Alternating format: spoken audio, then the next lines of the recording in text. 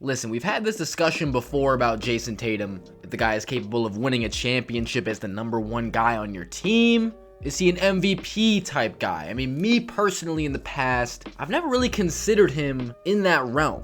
Like with the Currys and the KDs, Nikola Jokic's, Giannis's, Joel Embiid's of the world, Luka's. Jayson Tatum was 6th last year in total votes for MVP. Celtics had a great year, especially that second half. I mean, they didn't really have a great full season. They were pretty mediocre, disappointing, frustrating team in the first half of the season last year before going on an absolute tear. Midway through the year, pretty much after the All-Star break, going into the playoffs, they were the best team in the league until they met the Golden State Warriors from that point. So clearly something clicked, and after dealing with the whole Ime Udoka situation, which was an incredibly turbulent affair that you might have thought would have had more of an impact on the court than it has. I mean, certainly the defense hasn't been as solid and elite as it was at the end of last year, but you also don't have your interior presence, Robert Williams. You're playing super small with a small dose of Luke Cornett and his long-distance contests. Size is not a problem. It has not been a problem for them. Jayson Tatum, he's like a 6'11" shooting guard, but he can switch on to 1 through 4. Marcus Smart, Brown, Grant Williams, even Horford. You're talking about a bunch of guys that are incredibly versatile defensive players that can kind of cover up for the lack of a true shot blocker, true intimidating presence in the paint.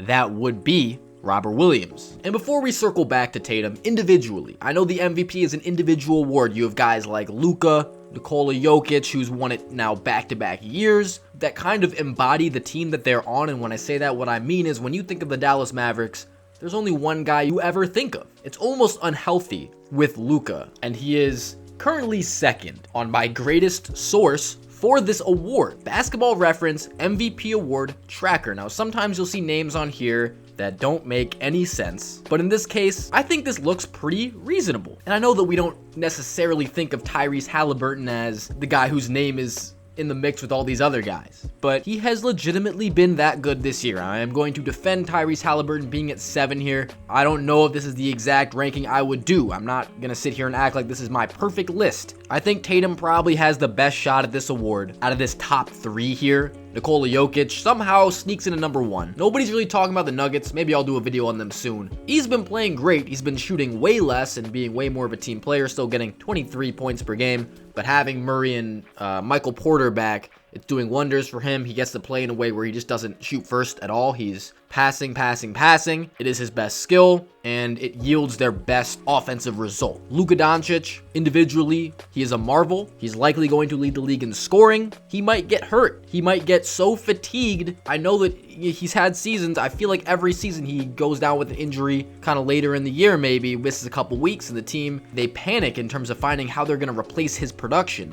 With Luka, he's got so much he needs to do for this team for them to win night in, night out. For anybody I just did a video on him, he doesn't have a lot of help in terms of the shot creation department. I said they were so desperate that they signed Kemba Walker, so I don't think his team's going to be good enough to rival Jayson Tatum, because Tatum's numbers this year have been absolutely monstrous. 31 points per game, that's going into this game versus the Heat. He just dropped a 49-piece on Miami's head, and that was after he dropped 35 against Charlotte in a game that he only played 3 quarters, in a game that the Celtics won this game basically in the first quarter. They got up like 30 points in the first quarter, and they didn't even have a center in this game. They were playing Blake Griffin and Cornette at center, and it just literally didn't matter. They also beat the Wizards without Tatum, and they only won by 9, but they were up like 30 in this game also. It was really a blowout. Wizards kind of faked a comeback at the end. It was not nearly as close as the scoreboard would tell you, but they've been just blowing teams out. They just take care of business, and that's what it takes to win this award. The thing with Luka and the Mavs, they have to fight and claw to win every single night. They are playing every game right down to the wire. It is taking everything for Luka just to get a win against anybody. They did just beat the Warriors the other night, and of course it's a great team, a miraculous win. Luka's best game of the season. The way he closed the game without Spencer Dinwiddie was fantastic. It was just something you can't replicate every night, and Jayson Tatum's job is a lot easier. He's going to be able to put up these numbers without having to expend as much energy. Now, does that take away from his value that He's not as necessarily important to the way that his team plays. I don't know, maybe a little bit. At least when you compare him to Luka, you say, well, Luka's their whole team. That's his value. Whereas Tatum, if you take him off the Celtics, they can probably replace that production a little bit. Not all the way. They would certainly not be the same team, but certainly would be a above 500 team. They would certainly find out how to win games. They have the criteria to win games even without him. You saw what happened when he didn't play. I know it was against the Hornets, but still, you were missing bodies. He's a healthy player. He doesn't miss a lot of games. There was absolutely no struggle to adjust to playing without him at all. They were completely comfortable, and the game was over in the first quarter. So personally, I think looking at this MVP tracker, Giannis and Steph Curry are the two guys that I'm looking at more than I'm looking at Nikola Jokic and Luka Doncic. Nikola Jokic can be as great as he is, and he is an MVP caliber player. I'm not taking anything away from him.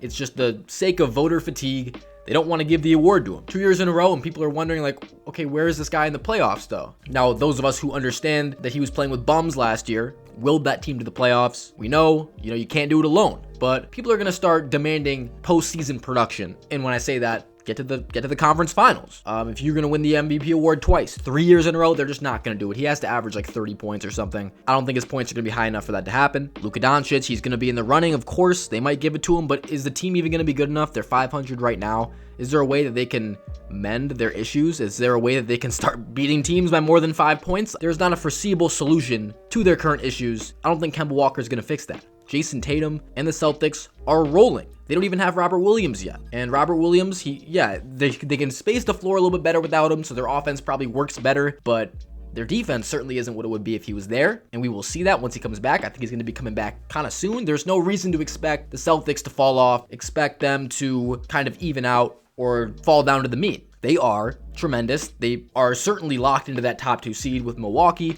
It is very hard for me to see them not being a top 3 team record-wise by the end of the year. Golden State, I think they're going to figure it out. I think they're on the verge of solving their problems, and Steph Curry is having like his best season ever. If you look at the numbers individually, he is playing out of his mind. So I think it's really between these guys. Kevin Durant has also been balling out every single night. I want to see more love from him. I think 9 is a little bit low for him on this list. But yeah, that's my thoughts on pretty much the MVP conversation, Jayson Tatum in particular. And to circle back to what I was saying early in the video about Tatum being a superstar, I needed to see him do it consistently on the big stage. I felt like he was just a shell of himself in a lot of moments last year in the biggest rounds of the playoffs, and he has an amazing team around him, so they were able to push through and get really far. I mean, and being in the NBA Finals, that's an incredible feat in itself. Personally, I've never seen him play this good. I know he was in the MVP combo last year. I've never seen him play this good, and he looks like he's taking another step. He is absolutely committed to the game, full force, and this has been Bucketology. Let me know what you guys think. Jayson Tatum, MVP. Who is your MVP so far this year, and who's going to end up with the award by April or May or when do they even give it out? I don't even know when they give it out anymore, but yeah, let me know what you guys think. Peace.